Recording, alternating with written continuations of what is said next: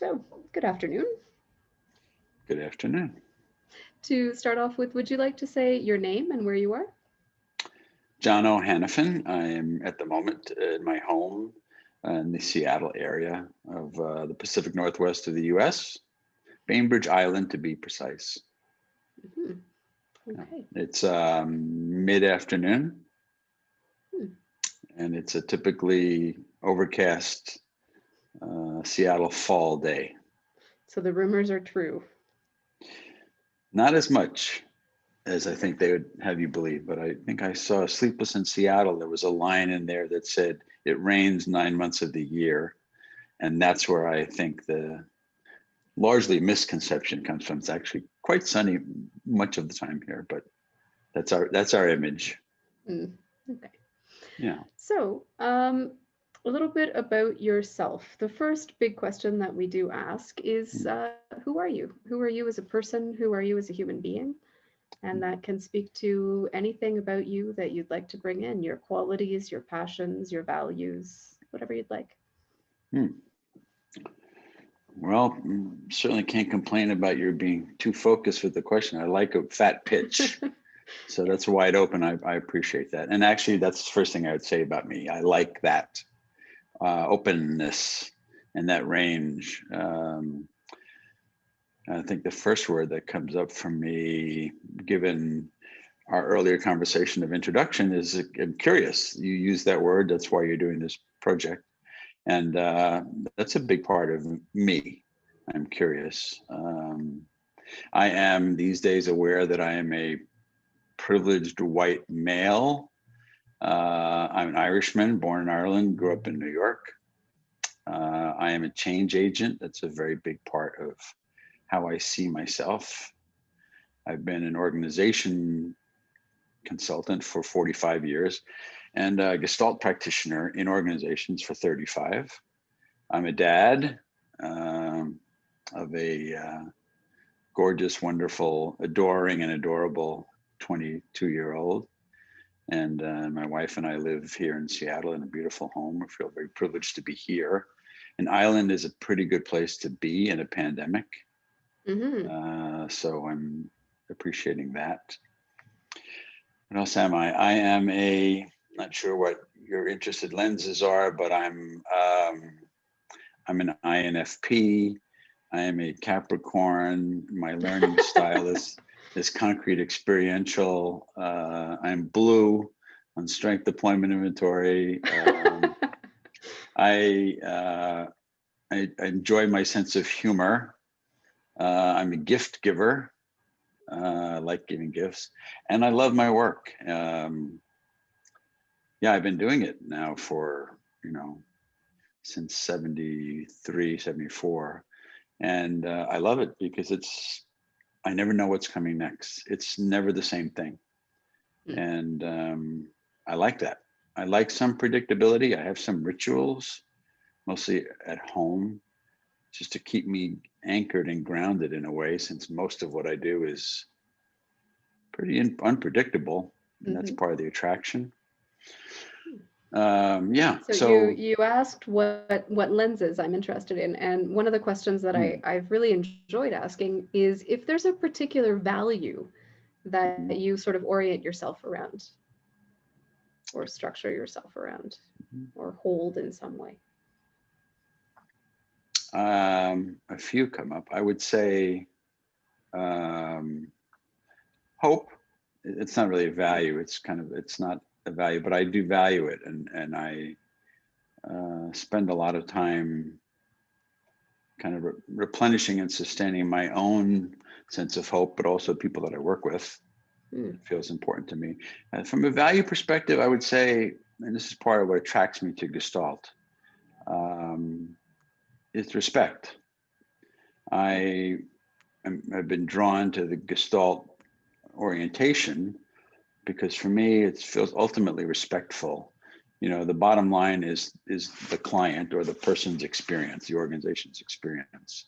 So I'm a pacifist. I will fight for a few things, and one of them is people's right to have their experience, whatever it is. I will fight to the death for people's right to be where they are and to experience what they experience. Doesn't mean I won't try to affect it in some way, but I like that Gestalt is so respectful. As a therapist, I had a friend who passed away, Claire Stratford, who used to say she didn't really start working with patients until she was clear that their resistance was intact. And I like that. It's being respectful of where they are and what they want to do, but also just as respectful of what they don't want to do. So I think respect is another aspect for me that's a value that I appreciate. I like being respected and included, and I try to be respectful and inclusive of other people. And I would say that's another part of the appeal of Gestalt for me. It feels like it's in the ultimate inclusive lens. Gestalt is about whole.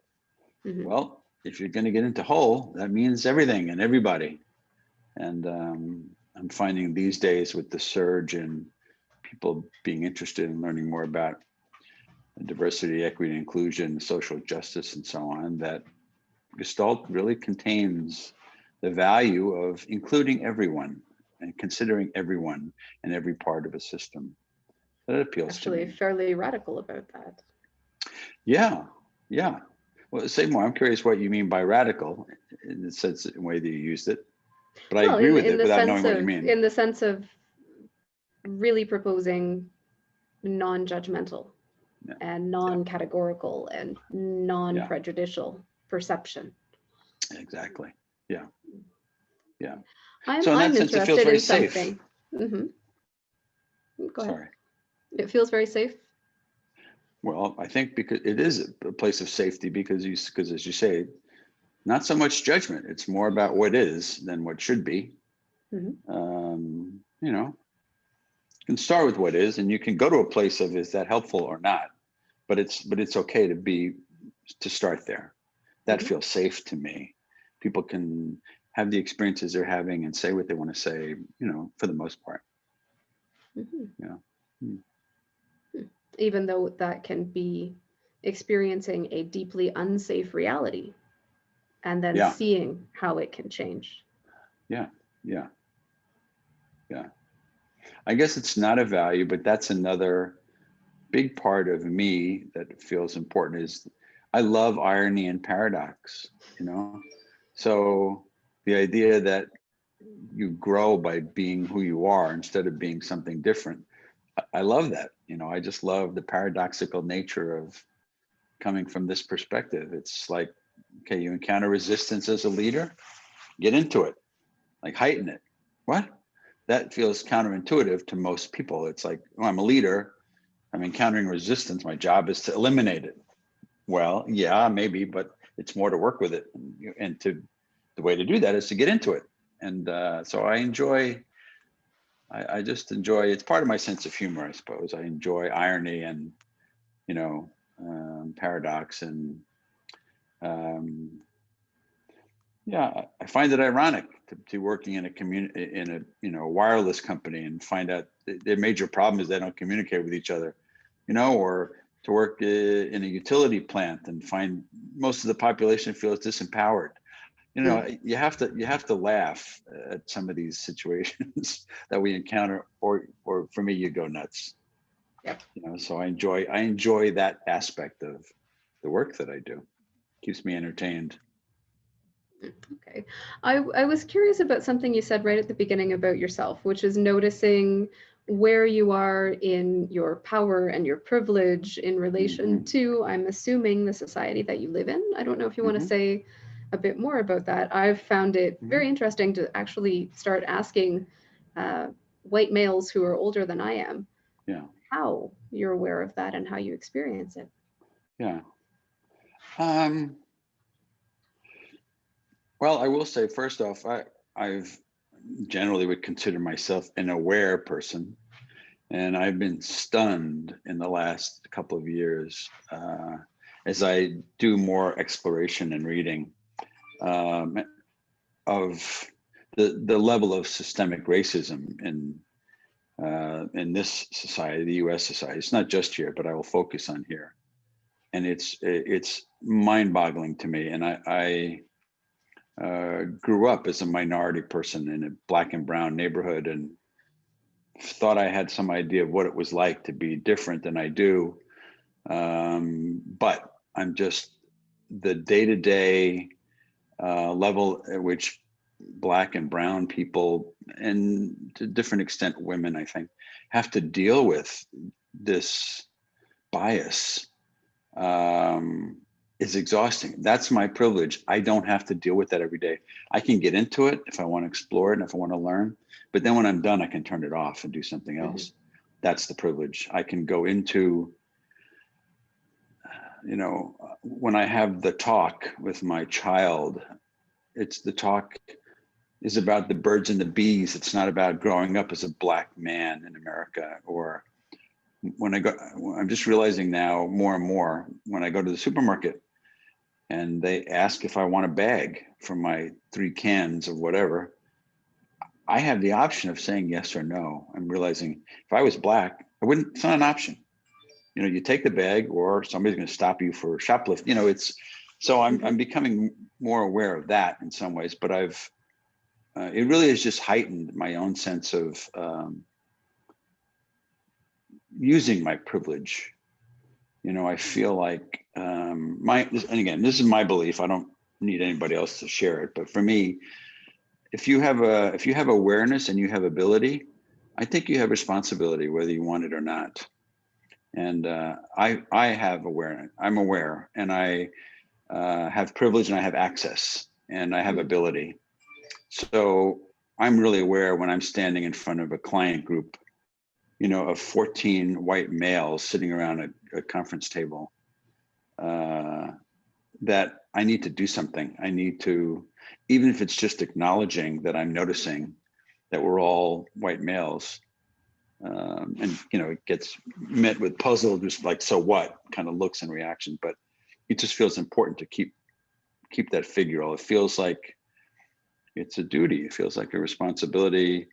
And in some ways for me, on that particular dimension, I'd like to see more white males in diversity roles in organizations. Like, I understand those are good roles to put minorities and women in because it offers you a slot for an executive, but at the same time, it just feels in some ways it sets people, it's self-serving. It looks like if you have one black woman who's working in an organization of primarily white males who's trying to teach people to be aware of difference, it just seems, it's not unfair, but it just it stacks the deck. And I think we need more. The way things will change is if more white males and more people of privilege, and I'm encouraged actually the last few months in the US, these sort of tragic events have had some silver lining, in that I think it just crossed the line for a lot of people who feel like, you know what, I can't just watch this anymore. And I think that's another theme in the US socially and politically, is about being complicit. You can't just vote present. Just your being there is a vote, and we need to speak up. So that's what comes up for me about your question. Does that help at all? Yeah, absolutely. I was just interested in what was behind, the initial statement. So a little bit more about perhaps your history and how you came to have this position and this identity that you have. I would ask what comes to mind as an event or as a set of circumstances that has really shaped who you are and how you are some way.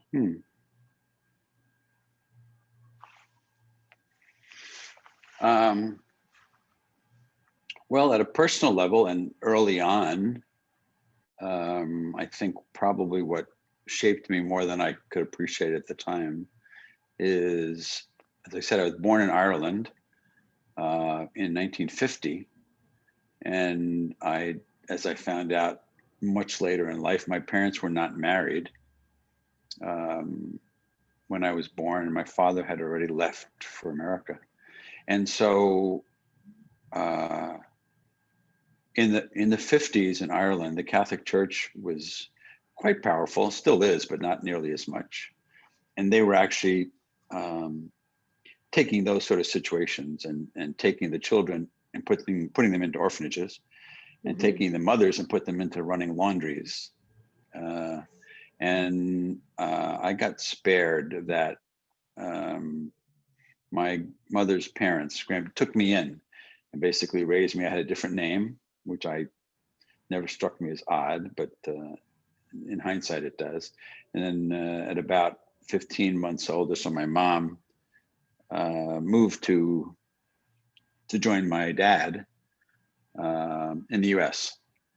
And I've estimated that I've spent probably about 15,000 grand to be able to shift from my parents left me to my parents moved to America. That's 15 grand of therapy right there. Yeah. So, and I think, I've heard Peter Block and others talk lately about rewrite our narrative. This is what I like about, Gestalt science is very flexible. Boundaries, they're arbitrary. So you make your own meaning. Meaning is arbitrary. So I've been playing with that myself. I've been doing it anyway for a while. Didn't quite realize I had been doing it. So I had always kind of thought of myself as an abandoned and rejected by my parents, and which is true in some ways. But I also have come to reframe that as, wow, I was raised by, I was surrounded by love because my aunts and uncles adopted me. I was the young kid. So I actually had a lot of love. I grew up in a very loving environment. It was just kind of squirrely. I mean, there are some ways in which, my mother's parents raised me. So in a lot of ways, my mom, in a way, is kind of like an older sister. And her brothers and sisters were my brothers and sisters. And, so I really kind of entertained myself with my marginality. And so I think kind of, early on, I think I got to be pretty comfortable, not being entirely in and not being entirely out. And I think I got comfortable with marginality and just different ways of thinking about myself in relation to others. So I think that goes back. That's kind of an early seeding, I think, of how I see myself. I do feel marginal. I mean, I feel sort of kind of not comfortable anywhere in some ways, but at home everywhere, or vice versa. So I like that. I feel very agile, I suppose, and very unbounded in a way that I feel free to move around. And so in some ways, I suppose it's not really surprising that I choose quite a marginal profession, of being someone who goes in and out of organizations, and I work with them and we work with people in there in very intimate, very, personal settings, but I don't really belong. I'm not there, I'm not one of them. That's interesting. It's not like you're forever home when you go into an organization. You can be a very significant part of it for a short time. Yeah. That's interesting. Yeah. And then go out and go somewhere else. So I think that kind of versatility for me comes from, I think, at least one of my narratives, from having sort of had a marginal upbringing in a way, or you could say a versatile upbringing. Yeah. The word that comes to mind is, it sounds like a collaborative upbringing, that there were a lot of people involved in it somehow. I have never used that adjective, but that fits. Yeah. There were a lot of people who assumed the responsibility of my missing parents and took me under their wing. And I guess, although I've never quite, this is really very helpful and interesting for me. Haven't thought of it this way before, but taking me under their wing is another theme I've never really kind of identified quite like that. But there have been a lot of people who have taken me under their wing and kind of ushered me along. And now I look back, now it feels like payback time for that. You know, I enjoy doing that myself. I teach Gestalt, I mentor people, and I had never thought, I mean, I saw that as sort of payback to my teachers and mentors, but it's more than that. It's people just taking me under their wing. And I guess it started with my family and then moved on to teachers and mentors and so on, managers. Yeah, that's really interesting. I'm kind of, I love that phrase, and I hadn't thought of it, hadn't thought about applying it as broadly as I can. And it just even as we're talking, it feels almost distracting because I'm picturing all these people that I never thought of before as taking me under their wing, but it's exactly what they did. So It's, as you're saying it, it sort of sounds like, you know, the unofficial second children in China, or the girl babies in certain periods of time in India. Yeah.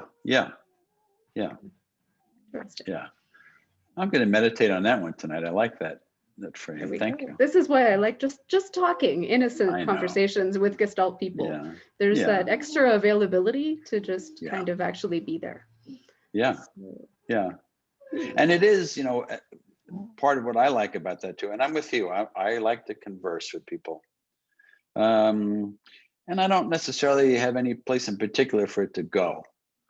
I'm not trying to get anywhere, which gets to be a little bit of a challenge in the organization consulting side, because people are like, well, where are we going with this? I don't know. Is not a really comforting response. People are like, well, wait, you don't know? We're paying you to help us give us the answer. Yes, no, but I actually do that by not knowing. Exactly. I use my ignorance, and yeah, you're actually paying me to help you get to your answer. You're not paying me to give you my answer, which is another model of consulting, which I appreciate, you know, experts, that's fine. But I feel like my expertise, our expertise probably is on process. And it's not, this is the way to execute culture change. We have some ideas and some points of view, but you know, what matters is what the other is coming up with. You know, I love that too. It's very humbling in some ways, this work, because it's like people value the meaning they make so much more than the meaning we make. And you know, and it's like we sometimes we flatter ourselves thinking, oh, okay, I'm going to make sense of this for you, and then we're quite pleased, you know, and then send them a bill. But that if it doesn't click, if it's not theirs, it's cheating, really, because it's not going to last. You know, it's Teflon. But yeah. Okay. Which actually so can also, I ask you another open question, or? Oh, please, keep them coming. No, I'm loving it. Fine, go ahead. Okay. Well, the other one, a little bit more focused on your personal stuff, and then I do want to ask more about what you do and how you do it.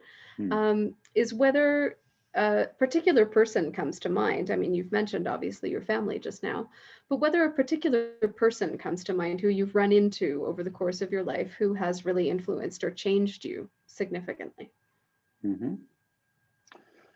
Yeah, that's easy for me. The person who just comes up immediately is my mentor, a man named Herb Shepard.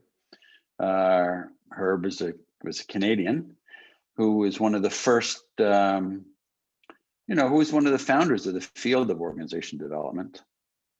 And he was actually the first ever internal OD person. There wasn't called that, but in the 50s, mid 50s, he worked for ESSO.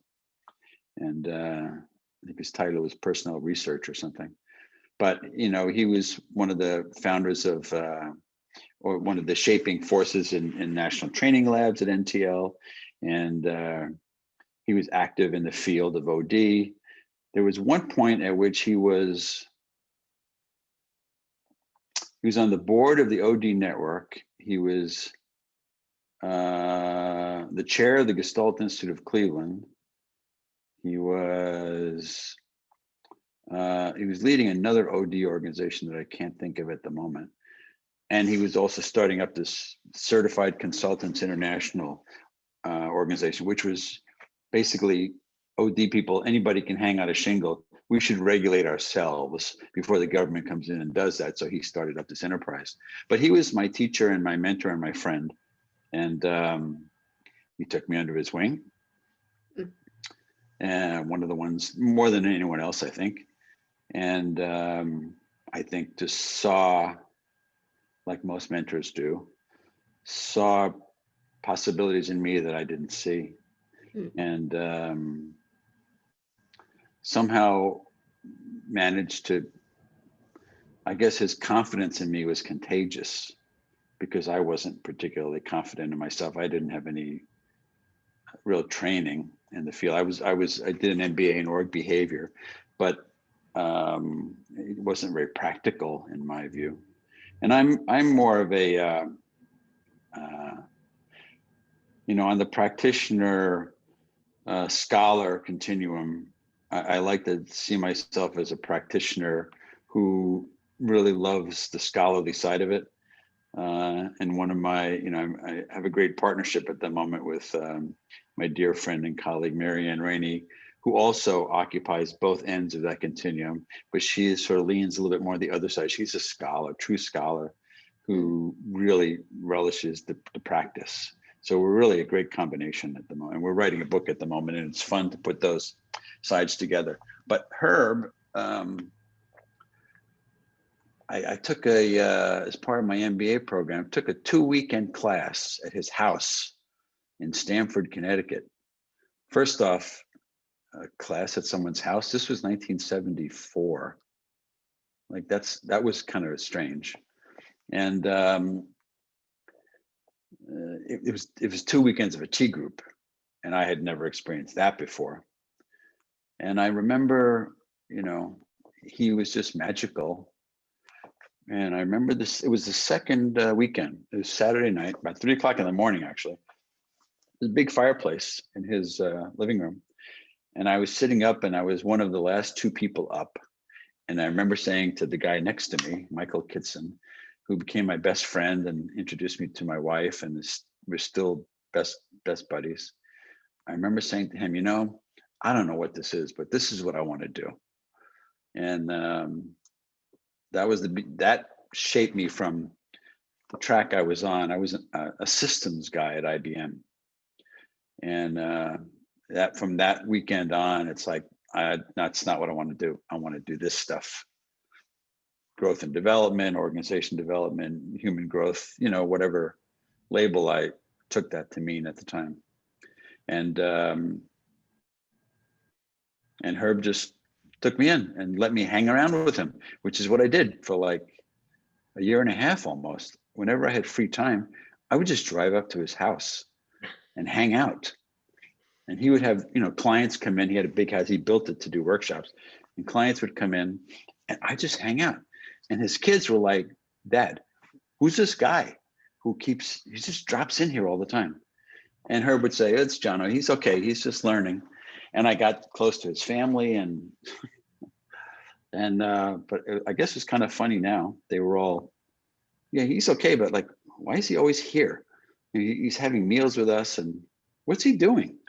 And so I kind of forced myself on him in a way, but he was very generous and gracious and took me in. And after about a year and a half, a job actually came open up in your former country, up in northern Alberta, the tar sands, and they needed someone. It was a new venture in the oil, getting oil out of the oil sands, and it was a first-time merger between the oil industry and the mining industry that had never worked together before, and government and public, working together because the expense was so great. And the CEO said, "I don't want to spend all our time arguing about whether we do things the way they do it in refining or mining. So I want to build a different culture." So, and Herb had been consulting with them. So they were looking for an experienced OD consultant.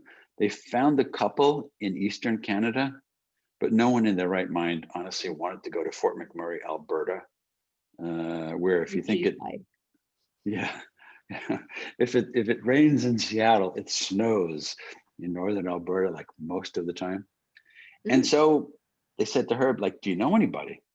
And he said, I got a guy, I'll give you his name, but I'm not, that's all I'm saying. I think you should talk to him. So anyway, we talked and we met and we joined up. And so I went up there at 25 and had the experience of a lifetime in some ways.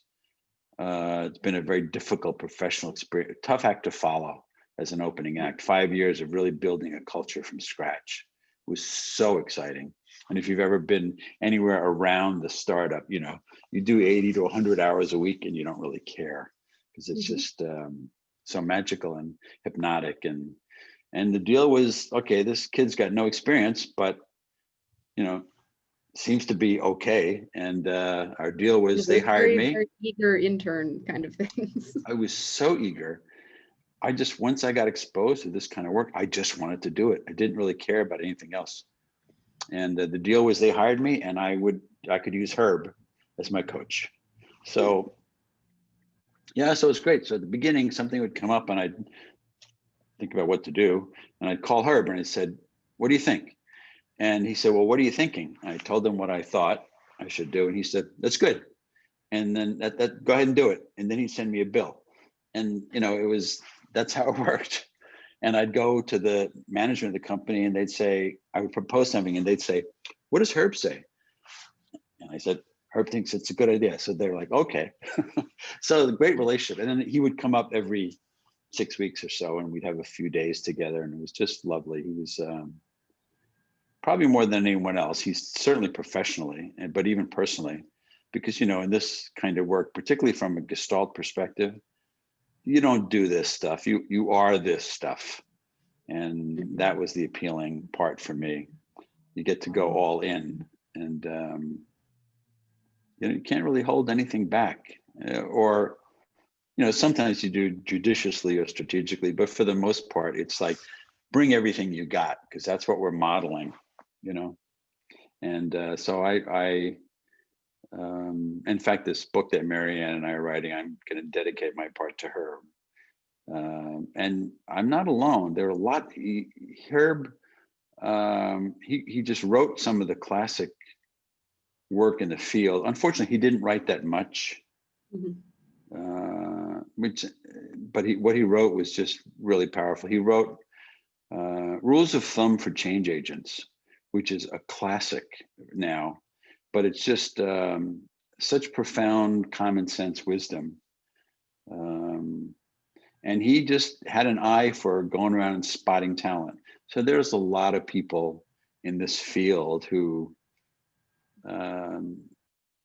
Herb helped, mentored, found, discovered, urged along, whatever. You may not have been nice the legacy. only straggler to come into the family for dinner. Oh God. Well, I don't know about that one. I think I may have been on the outer edge of that one by invading the poor family who didn't know what to do with this guy who kept hanging around. And Herb would just say, just ignore him or invite him in or whatever. He'll handle himself. But there's a bunch. But so Herb is the first one that comes up for me. And he then, when he started the PhD program in OD at Case Western Reserve, which was the first ever PhD program. So there are a lot of practitioners who come out of that strain of the Herb experience. But he's by far and away the one who comes to mind first for me about influencing me professionally and personally in the way that Gestalt brings those together. And what about Gestalt? How did you guys get together? Where did you find Gestalt, or how did that happen for you?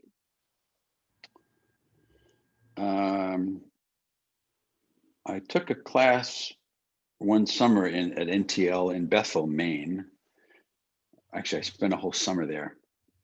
I remember when it was time to wrap up my MBA program, you had to write a thesis. And I actually went to the dean and with a little support from Herb, it was my idea, but he backed me. And I said, I'm a practical guy. Like, okay, I could write this, but how about I go off to Maine for the summer, like 10 weeks and really immerse myself in what NTL has to offer in the way of working with groups and personal growth and organization assessment and complex change and yada yada. And how about I come back and then I will prepare something and present it, share it with my fellow graduates. So the dean agreed. As far as I know, that's the first and only time they ever let anybody do that. Maybe the first time they figure why not, and then after I did it, they thought, well, this wasn't a good idea. But however it worked out, I got to do that. And when I was there, it was kind of like I had an elective to spare, and I saw a workshop that was advertised on Gestalt, and it was with Carolyn Lukensmeyer. So I took this thing for this experience for the week. I love that as well. And I said, I'd like to know more about this. And Carolyn said, well, we have a full program at the Gestalt Institute of Cleveland. And they did. They had a 9-week-long program spread out over 16 months or so. That had been put together by the Gestalt Institute of Cleveland. Started as a therapeutic center, and then they developed an organization side to it. And there were Edwin Nevis, Elaine Kepner, and 3 students from this OD program at Case Western across the street, John Carter, Carolyn Lukensmeyer, and Len Hirsch. The 5 of them created this incredible experience. Like I said, it was like a week, and then every 6 weeks or 2 months, it was another week going back in Cleveland. And it was intense, and it was theoretical, and it was practical, and it was skill building, and it was personal growth, and it was everything rolled into one. And I fell in love with that. And when I finished, they asked me back the following year to be kind of a practice supervisor. And then after the year after that, they asked me to come and join the faculty. And had been doing that ever since. That was in maybe 85. And so I was on the faculty of this organization and system development program. And then I met Marianne Rainey, the woman I mentioned earlier, and we became colleagues and good friends. And then she and I chaired the program in Cleveland for a while. And I was working after I left Syncrude, which was a joint venture up in Alberta. Exxon was one of the joint ventures. And so when I finished I finished 5 years up there, and then felt like it was just time to go. Which I realized, by the way, 5 years was a significant cycle for me. That's how long I spent in Ireland. It's how long I had been married before I left. It was how long I spent in the seminary before I decided I didn't want to be a priest. 5 years seemed to be my rhythm. So after 5 years in Canada, it was the same thing. I decided to move on and went down to Houston and joined Exxon. And I lost where I was going with that thread. I finished the. You were becoming regular faculty in the. Thank you. Yes. And I've been doing that for a number of programs, and most of my work at Exxon was actually international. And I thought, hey, this would be cool. We should take this program international. And at the same time, Ed Nevis and Carolyn Lukensmeyer and 2 other people, Ava and Jürgen Ferschland, were also coming up with an idea of doing a workshop internationally. So next thing, anyway, we started an international version of the program, and Edwin and I chaired that, and then Edwin passed away, and Marianne and I now chair. That's still going on, or variation of it. We've just added a leadership twist to it. We've included diversity and leadership to a Gestalt and OD practice. So it goes on today, even as we speak. So that's how I got into Gestalt, met some wonderful people there. At the Gestalt Institute of Cleveland, I studied with therapists, I learned from therapists, I trained therapists, and it's just a fantastic community that's still thriving. And I just find the Gestalt community so simpatico, and we have an unspoken common familiarity with our values and our beliefs, and it's refreshing. It's probably one of the most comforting kind of subgroups of my life. is the Gestalt community. Hmm. I feel like we're coming from many of the same places, trying to do some of the same things, like make a positive difference in the world, using our presence and what we know. Mhm. So I fell in love with Gestalt and never left it. Yeah, I would say that's a big part of who I am. So And you made it past interesting. 5 years. I did, yeah. It's a personal best. It's like my marriage. It's also a personal best now. We're on 23 years. Yeah, that's definitely more than 5. My math skills are basic, but that's a lot more than 5. So, Yeah. okay. Well, I am curious to hear in your own words how you would describe what it is that you've done, what it is that you do, and how you do it. I mean, it's a bit of a sort of historical trajectory that you just gave there. Yeah. But I mean, what is sort of the essential nature of what you do? What have you taken from Gestalt and brought to these organizational practices? This is the part of Gestalt that it turns out, I'm surprised to discover this, but it's what fascinates me, I think, most. So I'm just really interested to hear what you do and how you do it. Well, the first thing I'm aware of is, however I answer this now, I will answer. If you ask me 10 minutes from now, I do it differently. It's the same when I fly. When someone says, "What do you do?" I can never give this. First of all, I hate the question. Like, I don't want to be talking about that while I'm on the plane. But I never give the same answer. So I guess that's how I amuse myself, trying to find a different way to frame it each time. So at the moment, what I do is I help systems, whether it's individuals or pairs or groups or organizations or whatever. I help them grow by being more of who they are. And the way I do that is by heightening awareness and giving people more options. That's basically what I do, I think. So whether it's individual coaching, I do some of that, or I do team building, or I do a lot of leadership transitions, because CEOs move in, they're not given much time to turn things around. And their roles can be anywhere from salvage this struggling organization, to keep the momentum going, to change the business model, to change the culture. And so really I start with building a relationship. I'm a relationship guy, basically. That suits me. That's what I pay attention to. So I'm good at building relationships, partly like you, because I really am genuinely interested. Like, it feels like, you know what, if you're not really naturally curious, like, go fold jeans at Nordstrom's or something, because this is not, you can't this is fake the, that. no, you can't. If you can't, it's terribly boring if you're not interested. Like you said, every person is a story, and every organization is a story, and they are never the same. And I love that. I do some work in 2 organizations. They're quite large. I won't mention their names, but they're consulting organizations. And I've done work training their consultants. And I will say to them, if you go into a new client and you look around and you say, "We've seen this before. I know just what to do with this."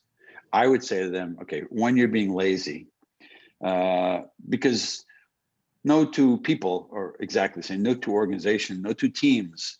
So if you're starting to see it, oh yeah, this is just like, now you're defaulting into kind of, oh yeah, plug and play. Let's take what we did there, and let's whip out the template, and that now we know what to do. I think that's cheating. And plus I think it's dull.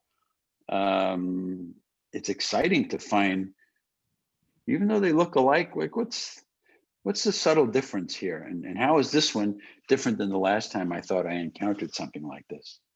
So that's part of the fun for me. Plus, what organization wants to hear, there's nothing special about you. We've seen this before.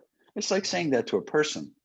Yeah. You're really nice. There's nothing really unique about you, but I really like you. That's, so Yeah, I and I've like what, already figured you out and know what I'm going to do with you. That would be a really exactly. disappointing first date, actually. Yeah, wouldn't it? Yeah, yeah, exactly.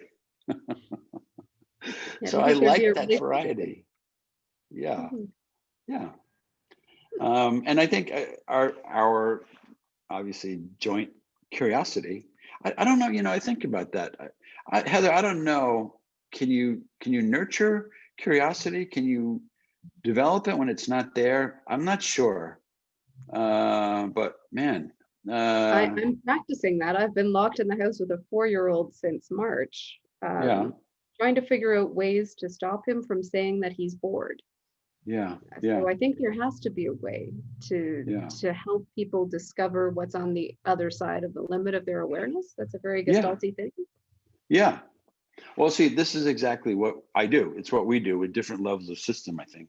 But it's helping organizations discover what's on the other side of the boundary. We would call it the contact boundary, the boundary between what you're familiar with and what's possible. And some people get excited about exploring that boundary. Some are terrified. The thought of going beyond their comfort zone, like, no, that's not what we want to do. So, and as again, I'm back to, I love the paradox of this work. I love that people call me in to help them facilitate change. And the minute I walk in the door, they start resisting. Like, you have to love that. You have to love that people say, look, we want to grow, but we don't want to change. It's like, yeah, that doesn't work. But you can't, you don't want to say that right up front. So you have to find a way to join them. But I understand that. And I think if you didn't appreciate that kind of irony, which is inherent in the change work that we do, you go crazy. It's just too frustrating. You start judging and you blame people for being hypocritical or out of touch or whatever, and then you go nowhere. But So I'm noticing that you have this, seem to have a lot of capacity for uncertainty and paradoxes and contradictions, and that's an unusual set of qualities. So that would be incredibly frustrating for a lot of people. yeah, I think that's absolutely right on. It's very perceptive. I do. I guess you could say, in a way, I'm kind of comfortable with chaos, and maybe I don't think I thrive on it so much. I'm comfortable with it. Again, I guess I have to go back to my early family life. It was pretty chaotic, but I guess I adjusted. That was basic training. It was boot camp in Ireland. Yeah. So I am comfortable. Now, sometimes that's problematic. Sometimes I'm more excited when things are up in the air than when they're settled. And I'm very, I guess, I'm ambidextrous in lots of ways. I'm cognitively ambidextrous. I'm emotionally ambidextrous. So I have a lot of range. The problem for me sometimes is nailing it down. It's like I'm really good at generating possibilities and options, and imagining ways to go. Sometimes it can be a stretch for me to pick one, and kind of just decide. So as a leader, and that was my experience too, I'm really good at generating options. I'm really good at seeing talent, kind of like Herb, and giving people room to grow. Sometimes if you don't draw a boundary, sometimes I gave people that worked for me enough rope and they hung themselves, and that's not a good thing as a leader. I mean, not literally, but I felt like, yeah, you gotta manage these. It's like boundaries are helpful, but yeah, I guess I like boundaries, but I don't necessarily like adhering to them. I like pushing them. I think that's where the action is for what we do. It's at that edge, and so it's really like a tightrope act, and sometimes it's high wire, and I get nervous, but I'm also excited. As my daughter, I guess I really drilled this into her, but Bree, bless her heart, something happened. Oh God, when she was maybe 13 or something, and she had to perform. She's a singer, and I said, "How are you feeling, Bree?" And she said, "I feel really nervous, Dad." And I said, "Bree," and she goes, "Dad, I know. Nervous and excited are two sides of the same coin. I got it, Dad."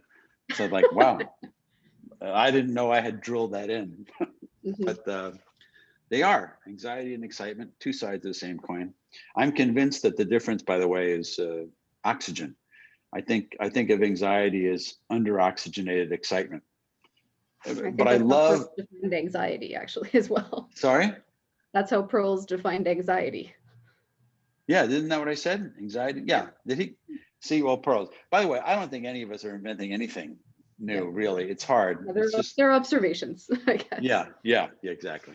But Bree got that, and so I like being in that place with organizations. Mhm.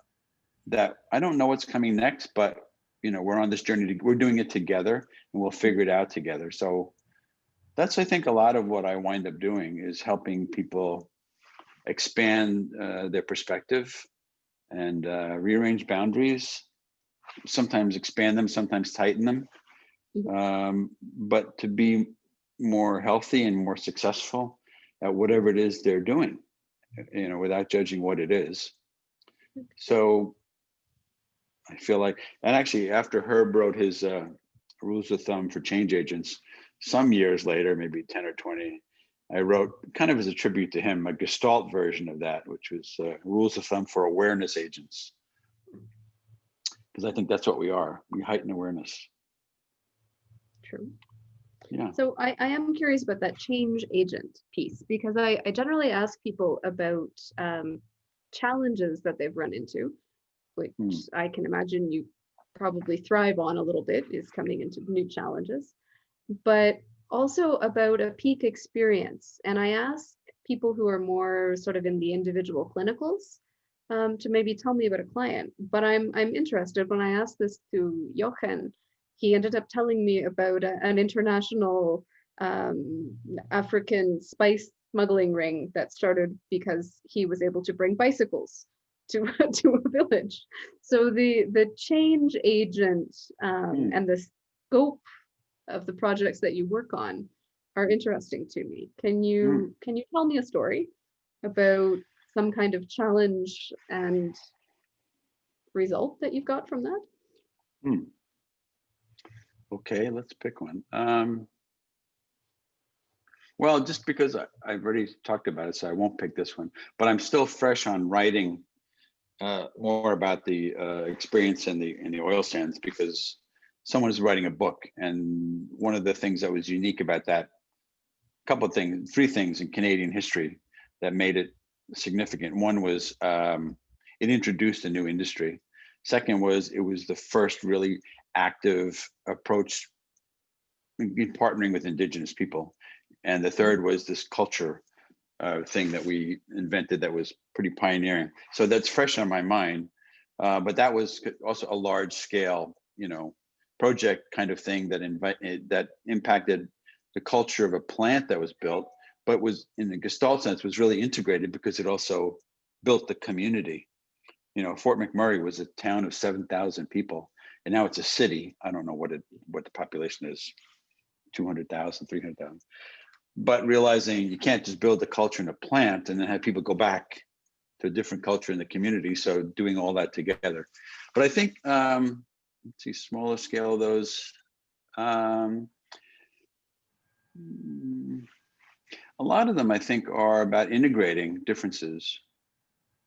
So I've worked in one retail company where the commercial people and the creative people were very polarized. I mean, they didn't even speak the same language.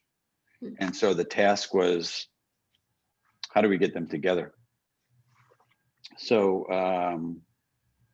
I designed some activities. I learned a long time ago that education is a good front for change. Because I learned this from Dick Beckhart, that one summer that I spent the whole summer at NTL in Maine. He taught a class on complex organization change. The two things I remember were, you need to figure out what commitment you need to get a change. When you get the commitment, move on.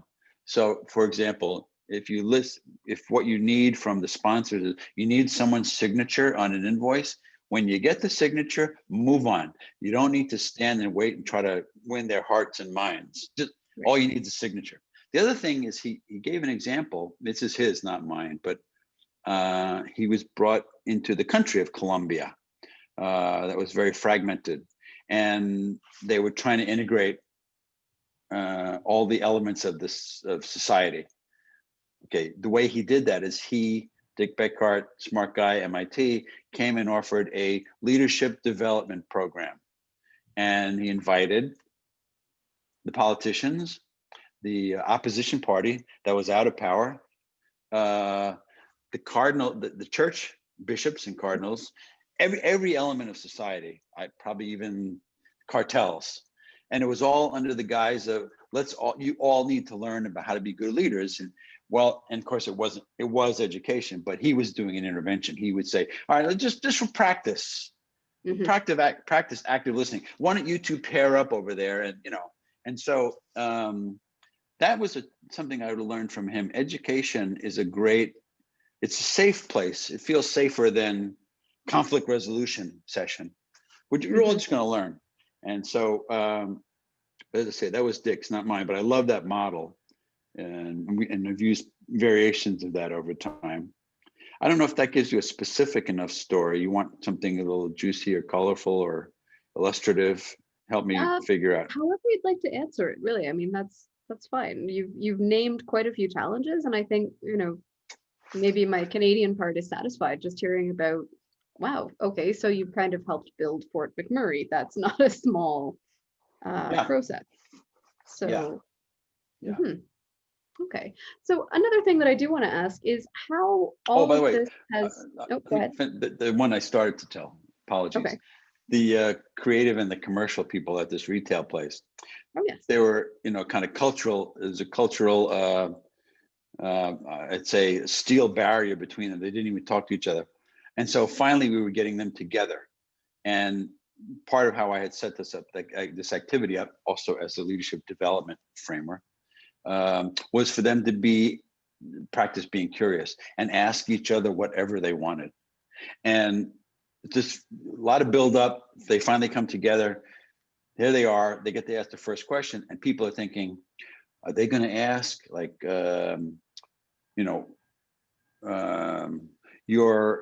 your adoration and your reverence for the iconic founder? Like, would you do anything for him or her? Or you people with on the business side, like, is the bottom line the only thing that matters to you? Don't you care about art? So I was expecting those sort of questions. The first question from the commercial people to the creative people was, why don't you wear socks? Like, what? What's the whole thing with no socks? What is that? It's a style. Well, and they went off on that, and I thought, here we are. We're thinking we're going to get earth-shattering, who are you at your essence kind of questions, and what we get is the first question was, how come you guys don't wear socks? It was funny at the time. It was just stuck out for me. Yeah. Huh. You never know, and I mean, I guess you can really that's just from any starting point. You never know. I use that a lot. It's having grown up in New York. It is the New York State lottery slogan. It's the slogan is the slogan is, hey, you never know, and I like it. Like, it's so New York, and hey, you never know, and it's a great line. You really don't know. And in the work that we do, we have an idea and we have a plan, and we have an intent, but honestly, nobody knows what's actually going to happen because we're not in control. That's what terrifies clients. I find that they're looking for some assurance that how this will work out. And when you say to them, honestly, I'm not really sure, they have to trust you. And so it helps to have a relationship. So I think I kind of lean more toward longer term relationships with clients rather than just gigs, because it takes a while to build that kind of trust that people will try something or are willing to experiment with you. I think that's very important. So the last thing that I was really going to ask is, I mean, I know you say you're developing this book. I know you're still working.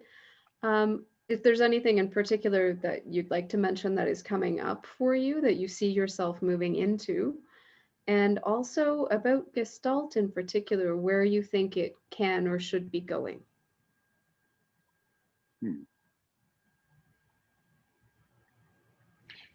So the first question was, where am I going? Yeah, what's next for you? Well, let's see. At the moment, I'm thinking what I'm getting clear about the last few months is I still love doing this. I turned 70 in January, and people I know younger than I have retired and ask, how come you're not? And I'm like, I like this. I mean, this is still fun. This work is still fun. So why? But I think I have learned in the last few months with this quarantine, I think I've been chronically jet lagged for at least 30 years.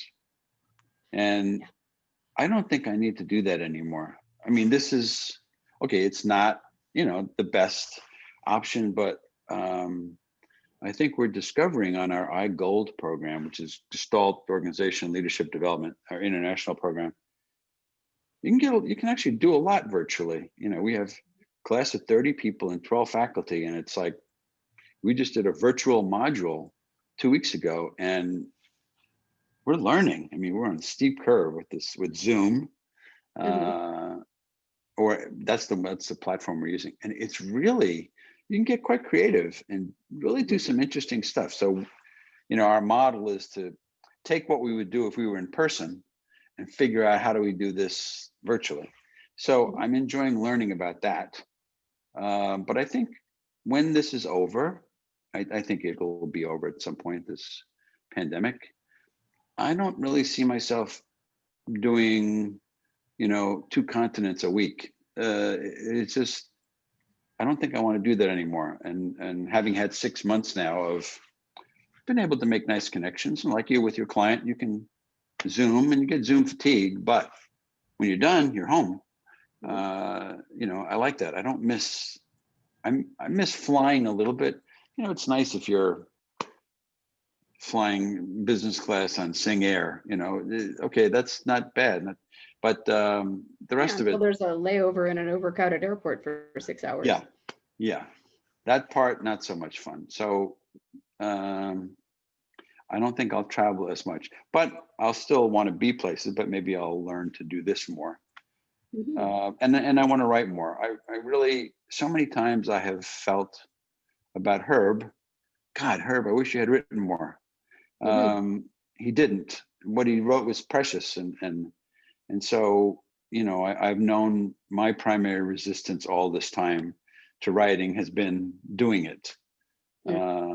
And it's okay, but I'm transitioning to doing more writing than actually doing it, because it's hard to be doing anything this long and not have learned something.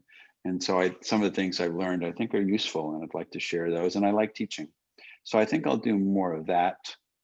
Although I still like, in the last 10 or 12 years, I like talking to large groups. I like teaching to 500 and 600 people. I'm not a flashy, I'm an introvert. I'm not but I get to use more of myself.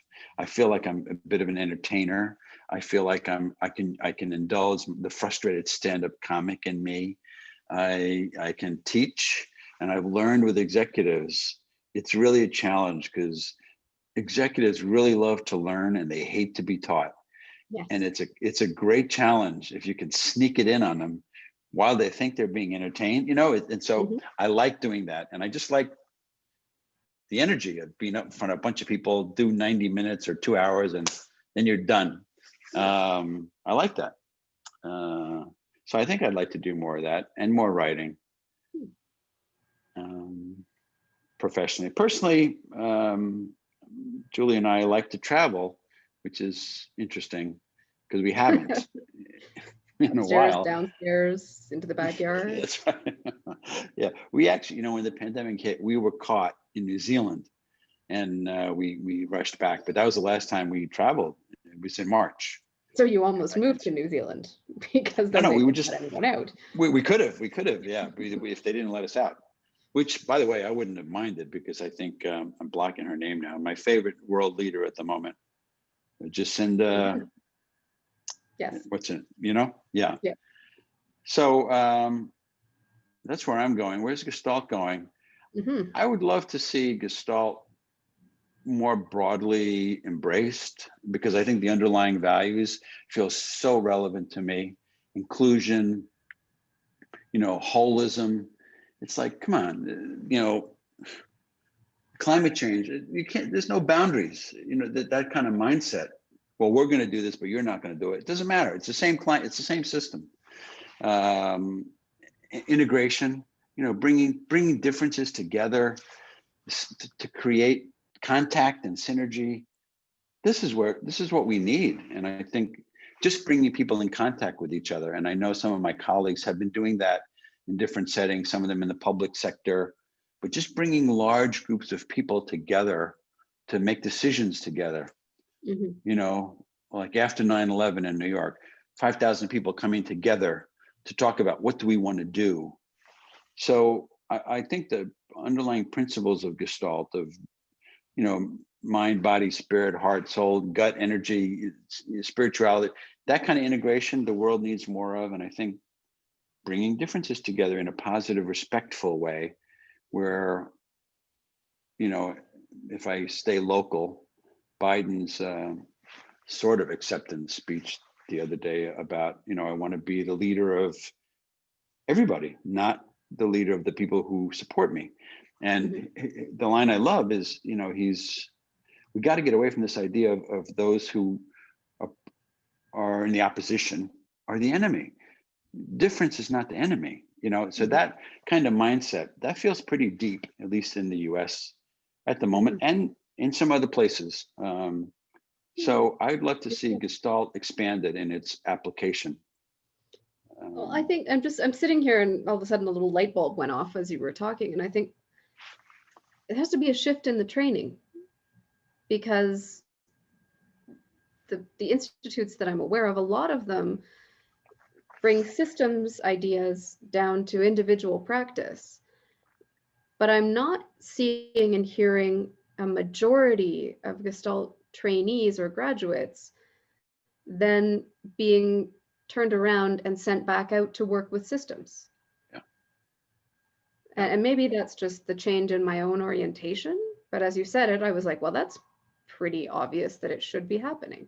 But it's just that shift that needs to happen, because it's all there, like you said, but we're pointing it fundamentally in the wrong direction. I think maybe that's just my very individual perspective. Well, but I understand. I think where you're coming from, and I think Cleveland in the 70s was the first place that started to really look at systems, levels of systems, and so on. And it's sort of grown, but relatively speaking, to the size of the practice and the world, hardly at all. I mean, I shouldn't say that. We have 500, maybe 600 now graduates of these programs that came out of Gestalt Institute of Cleveland. The International Study Center in Cape Cod has people, they focus more on family systems, but systems we're getting up, and other institutes around the world. But it just feels like it's like this much. What we need is something. 500, 600, that's a really impressive number. But I mean, in Mexico, there's a figure that between the 30 some odd institutes here, there's over 15,000 graduates. And that's not a significant portion. These are all people sort of looking to scratch out their private practice. Yeah. So that's interesting. I think that's what I'm going to sit with. I like that. I'm going to think about that too. That really makes sense, Heather. I feel some urgency about that, really. It's like we can't keep growing that population of catalysts, system catalysts, incrementally. It's not working. It needs to be exponential. I don't know what those interventions would be, but I'd sure like to think about them. Well, I mean, you just lined up a whole bunch of things that really make sense for me about the teaching and the paradoxes and the uncomfortableness of what are we not seeing, within what we're comfortable doing and repeating. So I really appreciate this conversation. Actually, it's been certainly very clarifying for me. So me too, actually. I part of why I love Gestalt is, even as a teacher, the 35 years of this, I'm learning. It feels legitimate to not know. because this is what curiosity is. So again, you have to manage the dilemmas when a client says, "What, you don't know?" No, I don't mean it that way, but Yeah. that's what I love. It's so liberating to learn. And I'd like to learn. I like to think about how we really kick this into another gear, this kind of mindset and practice, because it feels so needed. And I think for a lot of people, it's intuitive. Even if they've never been exposed to Gestalt or systems theory or whatever, people feel a connection of the whole. It's quite, I was thinking about indigenous people, like they mastered the whole. That's how they live, being integrated. So I'm going to reflect on that too. And this has been May really again be a lovely. fundamental part of decolonizing the way that we're teaching and learning this. Yeah. I like that. Yeah. Okay. Well, is there anything else that you would like to add at this point, or should we call this a conversation? I think all I want to add is that I really appreciate your interest and your curiosity. I appreciate how you listen, because you seem interested. I think when we talk about presence, I really think interested is interesting. And I think people who are just naturally interested, for me, they immediately have an attractive presence. And I love your questions. They didn't feel, I'm sure you had some kind of intentionality and flow to it, but they didn't feel contrived, or they felt spontaneous based on the conversation. And they catalyzed some connections for me that like this conversation are just delightful. And it's only 4:30, so I'm a half hour ahead of myself, but I'm actually looking forward to just grabbing a glass of wine and thinking some more about people taking me under their wing. And how do we explode this set of skills and mindset to make the whole system function better before we all kill ourselves? So That's going to be quite the glass of wine. All right. Okay. and Well, I thank hate, you. and I I don't really mean to end appreciate this. This is a lovely conversation. I can't end it with the phrase "before we kill ourselves." So I just want to say this has been delightful. I really enjoyed it. Thank you so much. It was Thank you. been a pleasure, Heather. Thank you. Same. And